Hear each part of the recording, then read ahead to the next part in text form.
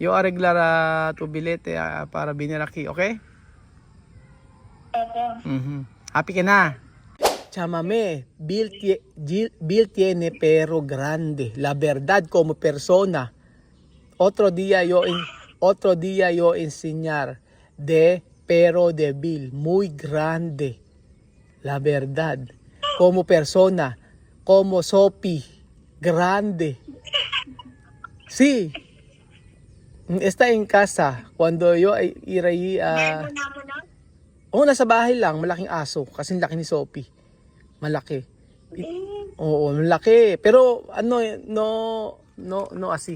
No ba comer persona. No. Alima! Kumusta? How are you, Alima? Ko po enferma. Kumusta ang school? Oh, Diyos mío. Enferma. ¿Qué enferma? Fiebre. Fiebre después sa inyección? Sí. Alima, ahora grande, ha? ¿Por qué tú no quieres hablar conmigo? ¿Tú no extrañar a Tate Raul? Pasado una mes, ella mandar mensaje conmigo. Alima, ¿no? Tú mandar mi mensaje, ¿no? Si yo pensaba, ¿quién mandar esto mensaje? Después yo he visto Alima. Ay, María. Está en WhatsApp. Oh, Alima. ¿Qué tú quieres cuando tu mamá regresar a Guinea? Cuando acompañara misma. Yo no va. Cuando ella nos vaya a acompañar, ella va a acompañar. ¿Qué tú quieres que te traigan? Ella va a traer algo así, ya viene. Ajá. ¿Qué tú quieres? ¿Qué tú quieres? ¡Patir! No, hay que recuérdame. Patir. Después talla tu zapatilla. Para cuando tu mamá regresar, tú tienes bonito zapatilla. ¿Oyes? Okay? Oy, gracias para tu mensaje. Ano? Gracias tu mensaje antes. Aha. Ano misma? Okay na? Happy ka na? Babalik ka na sa Pilipinas? Oo nga. Hindi ka na malulungkot. Dito ka na sa Pilipinas. Hindi. Oo, susunduin ko kayo. Kasi mismo na ng Pilipinas. Ano na? Kasi mismo na ng Pilipinas. Namimiss mo ng Pilipinas. Kaya nga. Dito ka na. Basta susunod ka lang kay Tatay Raul. Okay? Aral mabuti. Mag-aral ka ng Tagalog. Oo, kasi ngayon ko na nag-ausap ng Tagalog. Oo nga dati kasi hindi ka naman nagtatagalog. Paano ka natuto? Hindi ka ng konti. Oo. Hindi. Ngayon marami. Hindi ka mo na nag-ausap ng konti. Oo. Marami na. Marami konti. Konti lang. Konti. Konti po ko. Ngayon marunong ka na magtagalog. Paano ka natuto? Ako din. Ikaw din? Saan ka nagbabasa? Sa Google? Hindi. Saan? Paano? Sa Saan yun? Saan yun? Sa WhatsApp na. Sa WhatsApp. Sa WhatsApp? Madali lang. O Google. Kasi US escribir ng lecturas o aprender mucho. Yo preguntaba como decir esto Filipina, como decir esto Filipino. Así que luego yo aprender. Kaya mabilis ka natuto. Si Vivian kasi si Vivian English, si Alima English, si Sophie, si Sophie English din? Tagalog. Tagalog si Sophie. Si Amir hindi alam, mahirap, no? Okay lang, matututo lang din naman. Pagka umuwi ka dito, pagka umuwi na kayo dito, di aral lang kayo dito, di ba? Mag-aral ka lang. Tapos pagkayari aral mahirap lang pag-aaral dito kasi syempre Wesleyan, lehos. Okay lang. Hindi ka... Opo. Okay lang kahit lehos ang Wesleyan. Oo nga. Opo. Mm. Okay lang. Oo nga. Dati di ba nakakapagod? Dante sa kalsada. Porque lejos. Mm. No hay que no hay que cambiar tu costumbre así. Bien. Kaya nga. Después sí, hay que decir tu mamá gracias porque ella tiene confianza conmigo. Tapos ngayon mag-aral ka lang ng Tagalog. Hay que aprender Tagalog mas para Aprender para cuando yo no hablamos español. Oh, Hindi no. ka muna lang kausap ng Spanish. Oo, ang salita mo lang ay lagi Tagalog. Tagalog. Oo, para matuto ka dito. Ganun, 'di ba? Ay. Oh, hello Beverly. Tu conoce yo? Mi nombre. Ano pang? Kuya Raul. Oh, Kuya Raul. ¿Quién está atrás? Kaina? Kaina, ven. Kaina. Quiero ver Kaina. Kaina.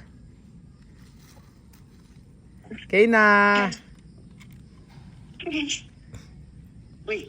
Kaina.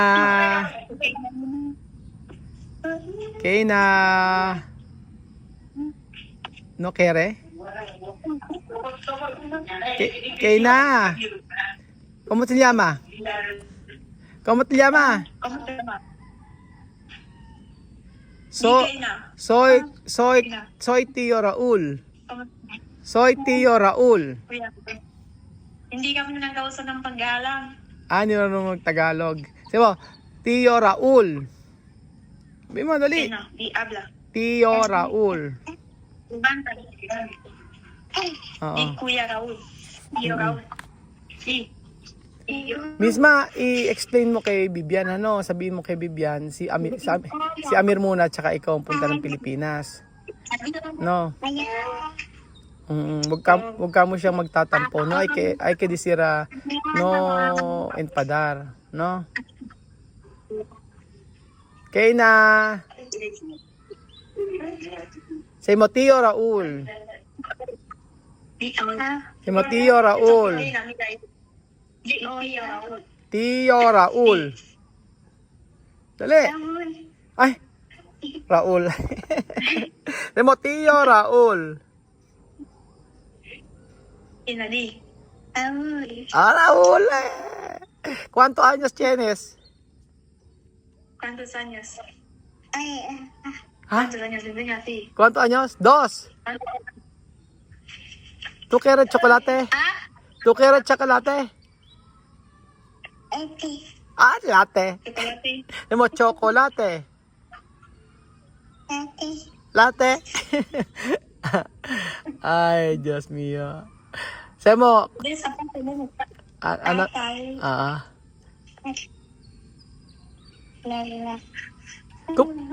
Kumusta si Lihia misma?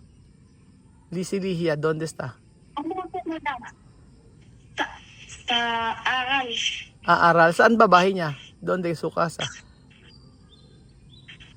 Doon.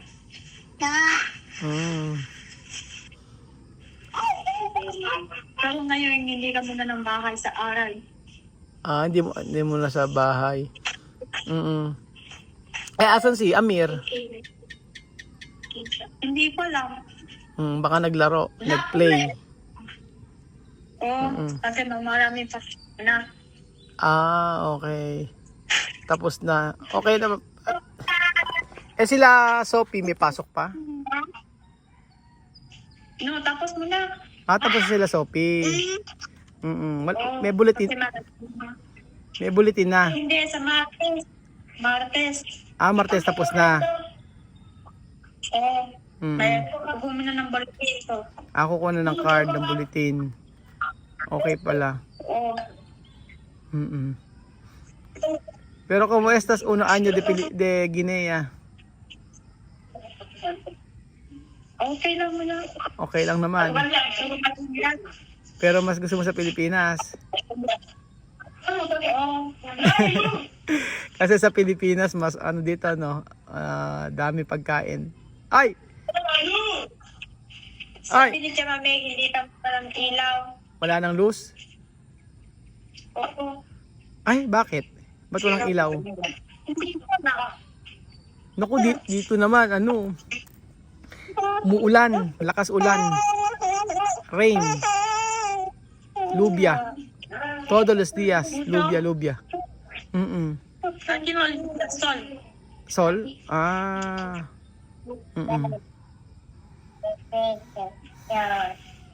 Oh, wag ka nang malulungkot ha, no hay que triste. Yo arreglar tu bilete para venir aquí, okay? Mhm. Happy ka na? Sobrang saya. Ede sige. Basta ano, ibabalitaan kita. Sabihin mo kapag ka natapos na yung school mo, tapos yung bulletin nakuha mo na. And then ipe-prepare ko yung ticket nyo, no? Huwag ka na malungkot. Miss ka na nila Tito Bel. Tsaka nila Tio Bel. Oo, nila Kylie, na Tia Lenlen. O pagka uwi mo dito sa Pilipinas, o edi mag-aral ka lang uli. Okay, no? Nga. O ganun lang, basta mag-aral ka lang na mag-aral para makatapos ka ng pag-aaral. Pag natapos yung pag-aaral mo, meron ka magandang work, di ba? Tapos mabibili mo na gusto mo, di ba? Namimiss ka na namin. Ay, bakit? Ano? Bakit? Ha? Aki. Sabi mo, pambota. Nye. Kapag nagme-message yan sa akin si Miss Malagi yan na nangangamusta, nasasabi na miss kita, mga ganyan po mga amigo. So, syempre, tayo bilang nakasama natin siya ng matagal, mamimiss talaga din natin sila, lalo-lalo na yung mga bata. At hindi ako kasi, hindi kasi ko yung, mula nung umalis po sila dito, hindi yung ako yung mauna mag-message sa kanila, basta sila yung nagme-message sa akin. At sabi ko naman, happy naman nga ako dahil naaalala pa nila ako. Kaya sabi ko nga, masaya kapag ka nakakatanggap tayo ng mensahe galing sa kanila kasi gumagawa tayo ng effort. Ilang buwan na rin mga amigo, isang taon na rin mahigit na umuwi sila. Pero still, alam niyo po yung pakiramdam na sa pag-uwi nila, makikita niyo po na sila yung parang gumagawa talaga ng paraan para makausap tayo. Opo, paano ko nasabi? Kasi like si Tia Mami, hindi yan mag-message araw-araw pero at least sa isang linggo or 2 linggo makakaalala yan. Ang maganda po kay Tia Mami, hindi niya iniaasa yung buhay niya sa akin. Gumagawa siya ng paraan para sa kanyang mga anak. At kung ano man yung mga pagkain nila sa ngayon, yung pinaghihirapan niya. At sabi ko nga, Tia Mami, mabuti kang nanay kasi naalagaan mo pa yung mga anak mo at pinakakain mo. Kaya sabi ko, gracias Tia Mami kasi hindi mo iniasa ang buhay mo sa akin nung umuwi ka. Kasi talagang nung una lang ako nagpapadala tapos hanggang sa hindi na ako nakakapagpadala sa kanila dahil sa mga nangyari. And then, ngayon, sabi ko kaya Tia Mami, nakita ko kung gaano kakabuting nanay pagdating sa pag-aalaga sa iyong mga anak. Kasi nag-work ka para mapakain sila. Nagbebenta ka ng kung ano ibebenta mo para mapakain sila. And now, nare-realize ng bawat isa, ako na-realize ko, hindi ako perfect na tao, marami akong pagkakamali kahit sa pamilya ni Tia Mami. Pero hindi ibig sabihin ay masamang tao na tayo. Ganon din po si Tia Mami, maaari nagkamali siya sa desisyon niya, pero tao po siya. Hindi, kahit sabihin natin nga maraming umidulo sa kanya, darating yung time na yung meron siyang mga kahinaan at meron siyang mga kahinaan na dapat na i-accept natin. So, tulad ko po mga amigo, hindi ako perfect. Ang dami kong pagkakamali kahit sa, sabi ko nga kahit sa mga nakalipas. Pero still, ang mas priority at mas gusto nating bigyan natin ng chance or bigyan natin ng priority yung kung saan mas magiging okay si Miss Matt Amir. At dito po yun makikita sa Pilipinas kung paano po sila mag-aaral at ipagpapatuloy yung kanilang study. At lagi ko pong sinasabi sa inyo na kung ano man yung mga pagkakamali ko at ano man yung mga nagawa ko or mga nasabi ko sa social media, ako'y humihingi ng paumanin sa inyo dahil sabi ko nga po sa inyo, lahat ng pinakita natin ay mahirap na from the start po ay hindi natin na filter. Pero dapat pala may mga pagkakataon na dapat huwag na ito, huwag na yan, huwag na ganun. So at the end of the day ay isang pamilya pa rin naman at magiging okay ang bawat isa. So yun po mga amigo at sabi ko masaya na si Misma. Happy na siya na pupunta dito siya sa Pilipinas. Sabi ko ayusin ko yung ticket niya at iba na yung ano niya, iba na yung mood niya. Siguro nawawalan na siya ng hope na kung makakapunta pa siya rito. Pero salamat kasi gumagawa siya ng paraan. Alam niyo po ba, hindi naman ako nagpadala ng money sa kanila ilang buwan na eh. Pero nabuhay sila at naging maayos. At siguro na-realize sa mami na hindi. At yung mga batang ito, kapag hindi nabigyan ng pagkakataon, ay maaga mabubuntis, mag-aasawa, hindi magiging okay. At gagaya lamang sila sa mga kapatid nila. So, ang inaano po natin dito is yung poverty at saka yung pakulangan sa pag-aaral. Magkaroon sila ng mas maayos, maganda, at magandang kinabukasan. Yun po ang tinitingnan natin dito. So yun po mga amigo, maraming salamat po at nawa maunawaan niyo po ako kung ano yung pinaglalaban ko. Pinaglalaban ko ang future ng mga batang ito na kung may makatapos man lang na isa o dalawa, matutulungan ang kanyang pamilya at makakat yung kahirapan sa bansa nila. Yun po ang aking tinitingnan dito. And I hope and I pray na pagpunta ni Misma dito ay makapagpatuloy ng pag-aaral at maibigyan natin yung best na study para sa kanya. So maraming salamat po mga amigo at tandaan niyo po na ang adigain ko ay makatapos ito ng pag-aaral. Kung ano ang kalooban ng Lord, yun po ang mangyayari. But then, sabi ko nga po sa inyo, maraming salamat dahil sa ilang taon natin magkakasama, andyan kayo sumusuporta sa amin. At maraming salamat kay Chamame. Chamame, muchas gracias porque tú tienes confianza conmigo hoy. Muchas gracias Chamame porque hoy tú aceptar mi familia como tu familia. Todos problemas está terminado. Nosotros va a vivir bien, contento y también tiene amor para nosotros. Yun po mga amigo, maraming salamat at God bless po mga kababayan ko.